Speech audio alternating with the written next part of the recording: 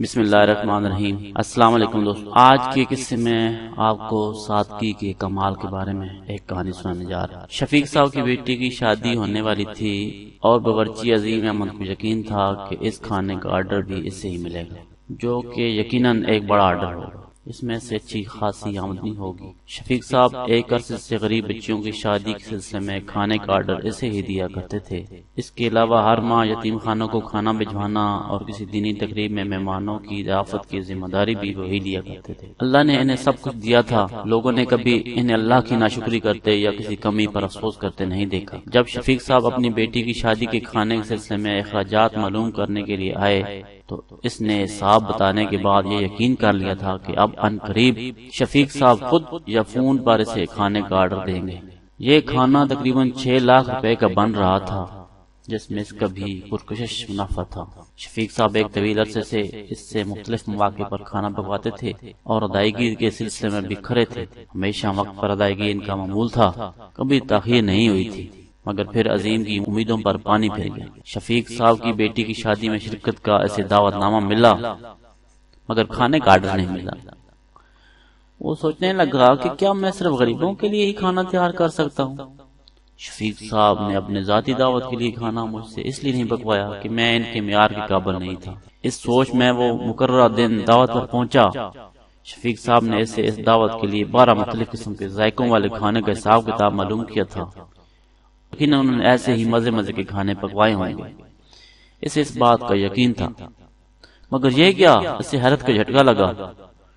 شہر کے معروف صنعتکار اور مخیر شخص کی بیٹی کی شادی میں صرف بریانی؟ کیا شفیق صاحب غریب ہو گئے ہیں؟ یعنی کاروبار میں زبردست نقصان ہو گیا ہے؟ وہ یہ سوچتا ہوا گھر آ گیا۔ 2 دن بعد شفیق صاحب بھی اسے 2 غریب بچیوں کی شادی کے سلسلے میں کھانے کا آرڈر، رقم اور وہ پتے دے گئے جہاں وقت مقررہ کھانے کی دیگیں پہنچانی تھی۔ تم ناراض تو نہیں ہوئے کہ میں نے اپنی بیٹی کی شادی کے کھانے کا آرڈر تمہیں نہیں دیا؟ شفیق صاحب نے اچانک سوال کیا۔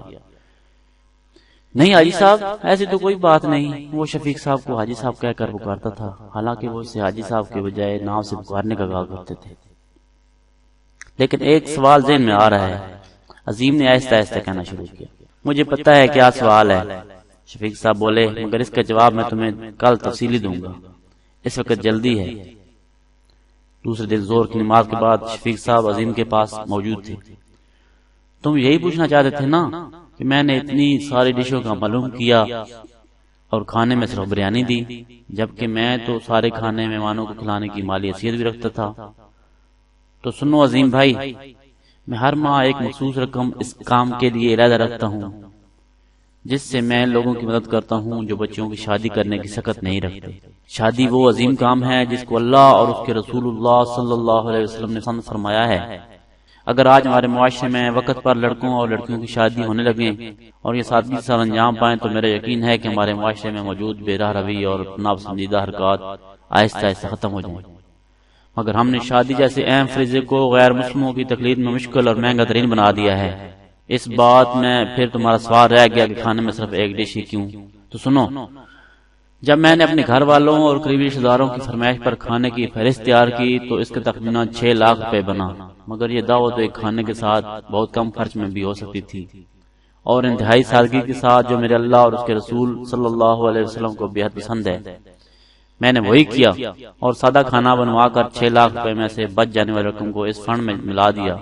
میں نے وہی کیا اور سادہ کھانا بنوا کر 6 لاکھ میں سے بچ جانے والی رقم کو اس فنڈ میں ملا دیا، جس پر غریب اور ایسے لوگوں کا حق ہے جو اس خرچ کی طاقت نہیں رکھتے۔ اب میں آئندہ 1 سال تک مہینے میں 4 بچوں کی جگہ 6 بچوں کی شادی کی اخراجات اٹھانے کی سخت رکھتا ہوں۔ مجھے امید ہے اللہ تعالیٰ میری اس خدمت کو قبول فرمائے گا۔